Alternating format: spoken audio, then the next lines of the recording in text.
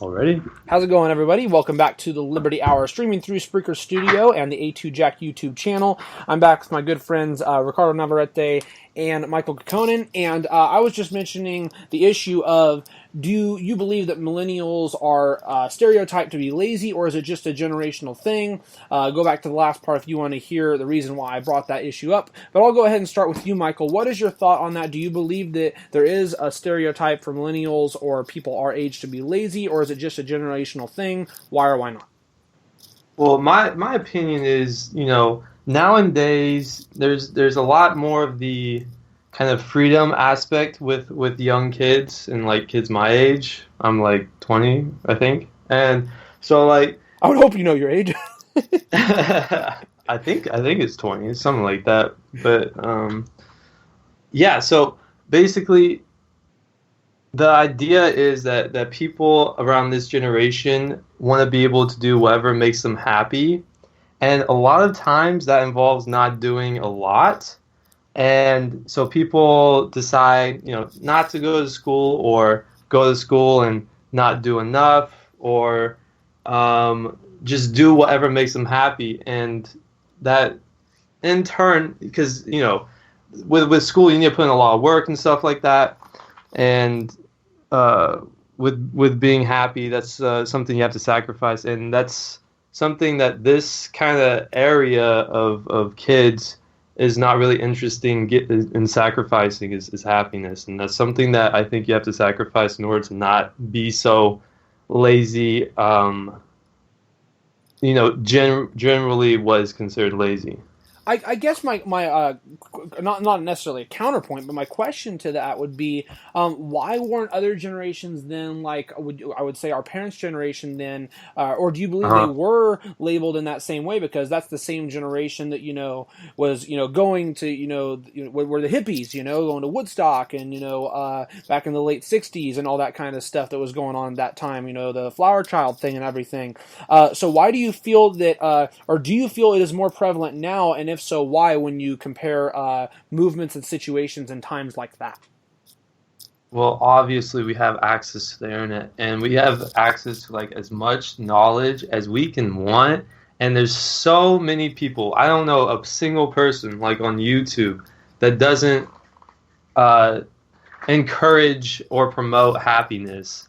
And a lot of people misinterpret that as just not doing anything, and not continuing, like, to not work hard for your dreams. Now, there's a lot of people that say to work hard, but there's also a lot of people that say just be happy, and then people get confused, and then they end up doing nothing for a long time, or they procrastinate for a long time because they say they want to be happy, and then they'll get around to it.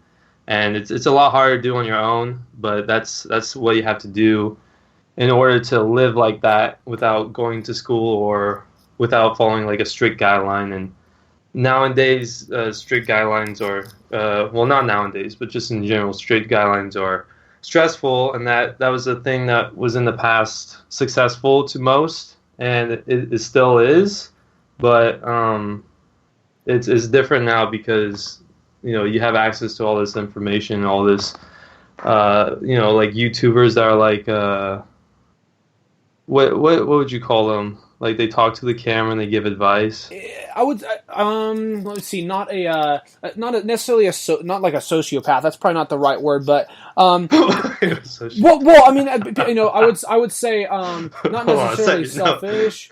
Well, yeah, no. I mean, I'm like, I don't know where sociopath came from. That took me off guard. Well, it means antisocial attitudes and behavior with a lack of conscience. I think that's semi-fair for certain people. I think maybe right. I don't think that might be the best word, to be fair, but that was the number one thing that came onto my head.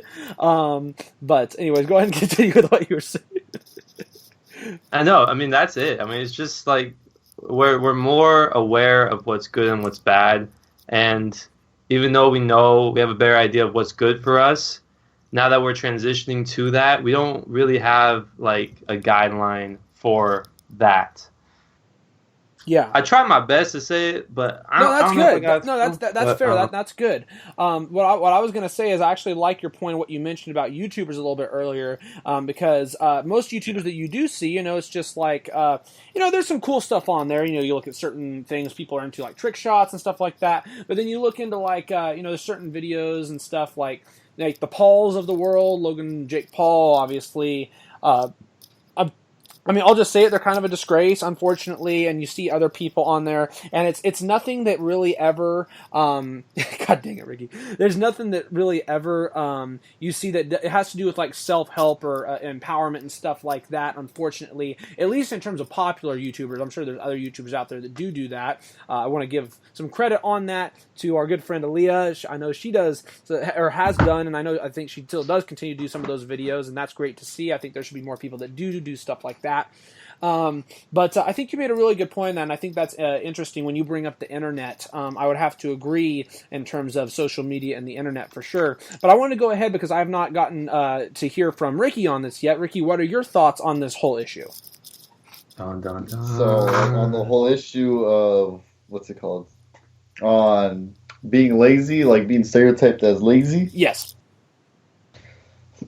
I kind of like hinted at it a little bit yesterday, but honestly, dude, this is just my opinion coming from a 21-year-old college student who's going considered full-time, driving there and back for like an hour, and I have no job, so take that into consideration because I know a lot of college people don't have like, the financial aid and support that like, I luckily have going to college. Like a lot of them still have to work on top of going to school.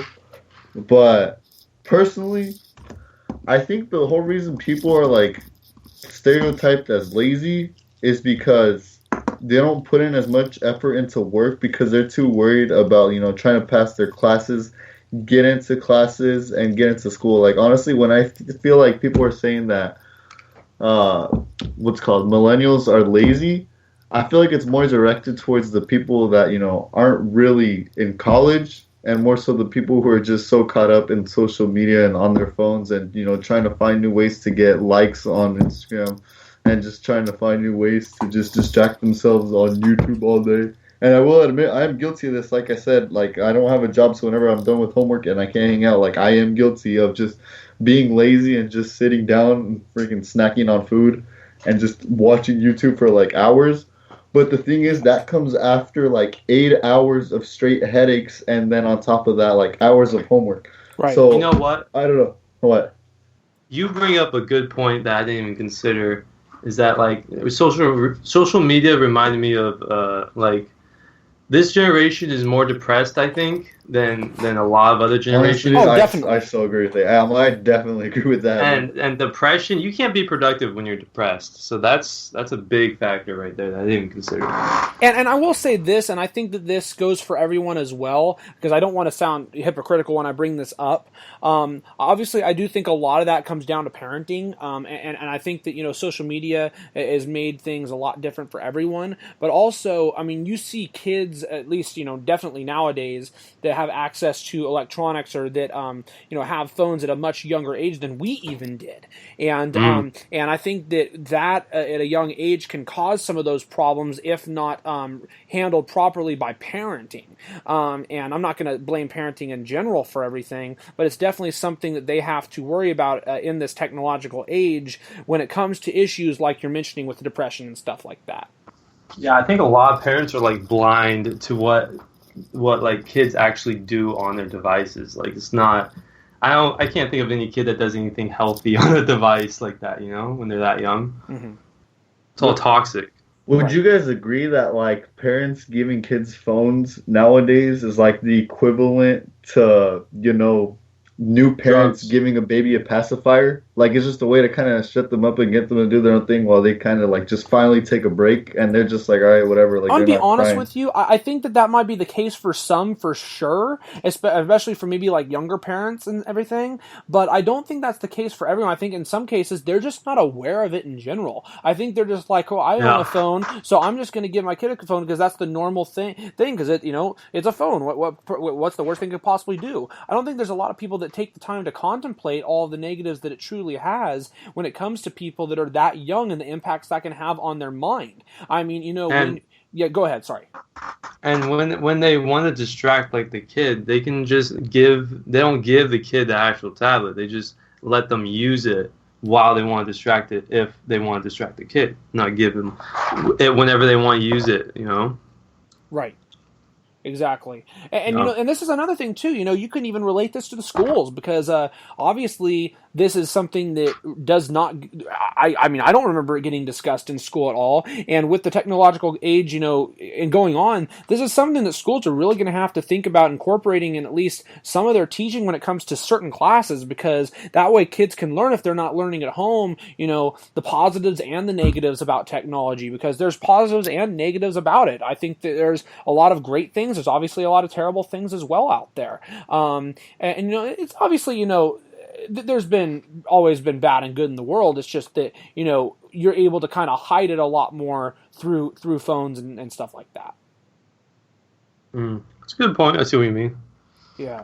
I agree. Well, anyways, we had a great conversation there on that, so thanks, guys, on that one. Getting into something a tiny bit less serious here, just because this was something that came to my mind and something I wanted to ask you guys, because Michael, okay. And I'll go ahead and start with Michael, actually, because I actually want to ask him. I understand that he has got something that he's trying to build for a product right now. So, whoa. You trying to expose me? Oh, no, I'm not trying to expose you. We don't have to talk about that. But just Bro, leading he's into going my to spoil question, the company's secrets and everything. No. I ain't got a patent yet. You're good. Leading into my question, if you could be owner of a business, what kind of a business would it be and why? I'll go ahead and start with you, Michael. What do you mean by what kind of business? That's a very broad question. Entertainment. I get like what field? Yeah, like what products would I go into? Yeah, like what field of products or what kind of services and stuff like that.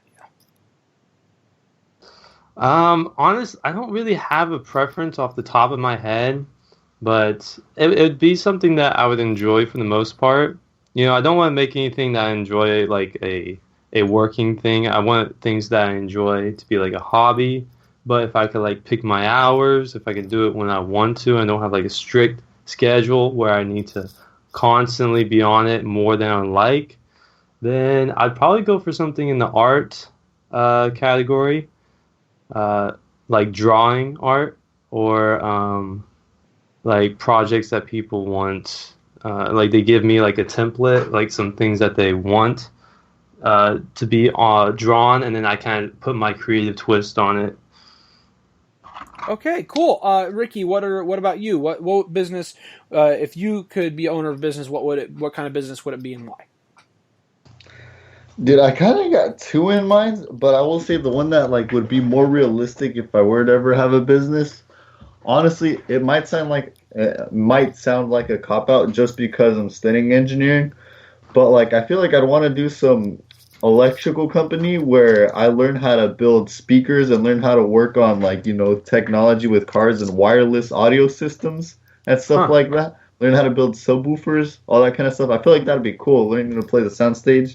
And then, because I feel like from there, I just get, partnerships with other people. And then, who knows, dude, like, I might be able to go out to places like music festivals and whatnot and, like, sponsor our speakers, do all this stuff. And then have the best of both worlds, go touring, talking about these amazing, new speakers, technological advances, and, like, these new DJ controllers we have circuited up to play like at louder currents with higher amps using less voltage. Super bass. There you go, bro. See, you feel it? But something like that. So I know it's gonna sound like cop out, but the second business I'd probably want to do, which I think would be like a lot harder and a lot less realistic because of how stressful it is.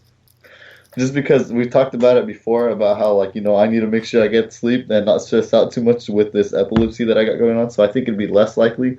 But like I would love to be like a manager or something for a music festival like EDM, EDC, Ultra, like Tomorrowland. You know how cool it'd be to be the guy in charge of like the big park and say, all right, I want these headliner DJs, boom, boom, boom, boom, boom. I want this soundstage. I want like, let's get all these attractions. Let's get the Ferris wheel over here. You know how cool it'd be like to own that kind of business? But that's gonna be super overwhelming though, and I know that would take way too much like stress and headaches and I know it wouldn't work out, so I'd probably go like the more local business route, and then from there just expand and like move to places around like the state or something. For sure. And then with that, Ricky's answer is so much better than mine. With that, I'm going to go ahead and end part 6. We will be right back with part 7 of the Liberty Hour. Stay tuned, everyone. Bye.